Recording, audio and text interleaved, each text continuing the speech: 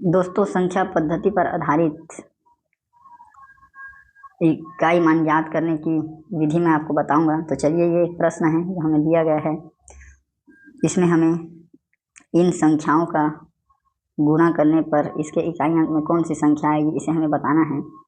यहाँ पर एक नोट में आप लिखेंगे कि अगर बीच में इकाई का अंक 0 हो जाए, ठीक है, तो कितनी भी बड़ी संख्या का गुणा हो, अंक 0 ही रहेगा। ठीक है, यदि किसी संख्या के इकाई में 0 है तो उसके अंत में भी क्या रहेगा, 0 ही रहेगा। ठीक है दोस्तों, चलिए इसको मैं आपको बहुत आसानी से हल करके दिखाता हूँ। तो यहाँ पर हम सभी के इकाई अंक को लेंगे, 1 2 3 ऐसे करते हुए। तो यहाँ पे लिखता हूँ मैं 1 गुणा 2 गुणा 3 गुणा 4 गुणा 5 गुणा 6 गुणा, फिर ये आगे जाके गुणा 9 तक है।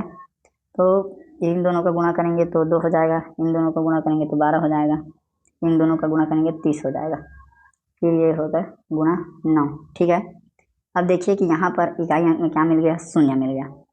ठीक है, तो 0 मिल गया तो इसका हम किसी भी संख्या के साथ गुणा करेंगे तो इकाई अंक क्या आएगा, 0 आएगा। ठीक है, तो इसका आंसर क्या आ जाएगा हमारा, 0। ठीक है दोस्तों, बहुत ही आसान है।